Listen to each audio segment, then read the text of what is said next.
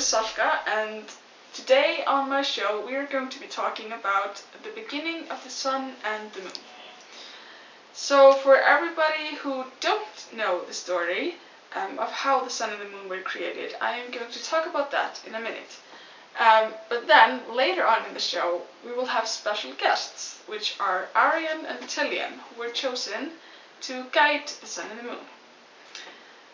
So it basically all started when Melkor and Ungoliant came to Middle-earth, because at that time the trees were dying.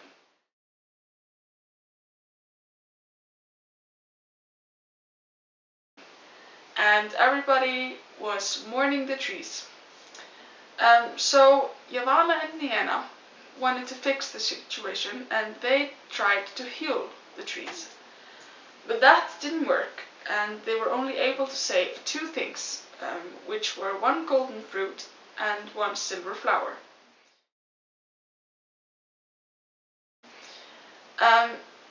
These they gave to Aule, who made vessels out of them. And these vessels, out of them he then made the sun and the moon. Warda then decided to give them powers and purpose so they could travel the sky, and their light was supposed to be so bright and shine so bright that it would stop the evilness or the power of Melkor. Since we've got that cleared, we're now going to talk to Tolkien, and he has joined us here today. So, hello Tolkien. Oh, hello. So, now that I've cleared to my viewers about how the sun and the moon were created, maybe you can tell us a little bit more about your experience? Yeah, sure. Oh, I remember it so many years ago. I was a hunter from the company of Orme when I was chosen to guide the island of the moon. My job was to steer the carrots that the moon was in and go around the sky or the world. I was put up to the sky first because the moon's vessel was created first. So I traveled the sky 7 times before the sun was eventually put up. Mm-hmm. I remember in the beginning Warda wanted me and Arion to travel the sky at the same time, and then we would meet in the middle once a day. Oh, yeah. This plan didn't really work because I might have broken the rules sometimes and wandered off. As you do. Yeah. I mean, who wouldn't want to be near the light of the sun?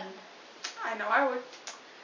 Anyways, Warda then changed the rules, so now me and Arion would travel the sky at the same time, but we would go separate ways, so the light from the moon is only visible half of the day, which we now call the night.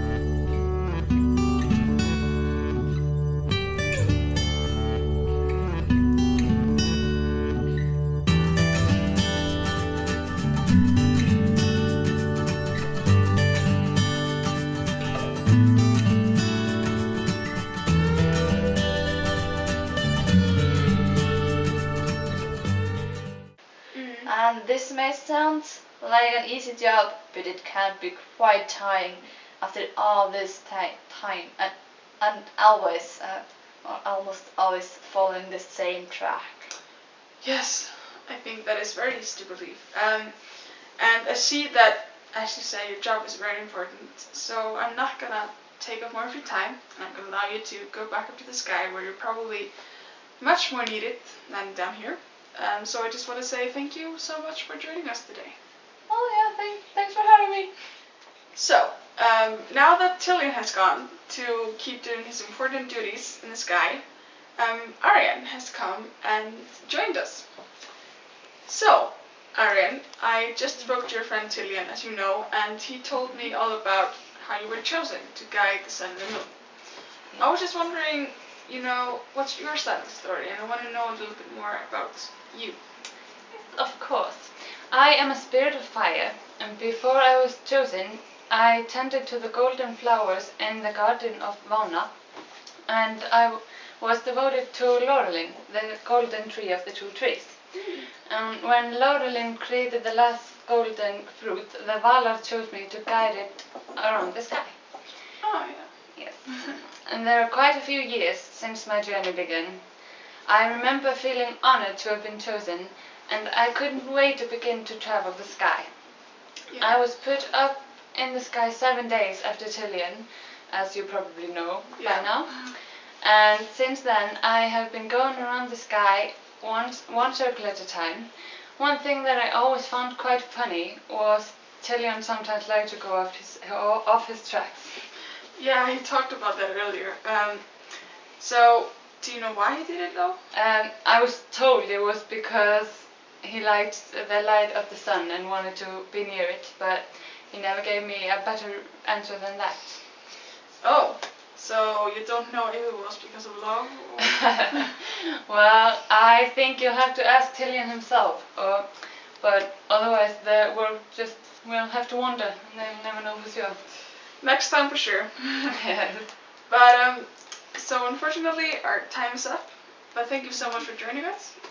Yeah, but thanks for having me. Yeah, and hopefully we'll meet again. Yeah, definitely. Good luck.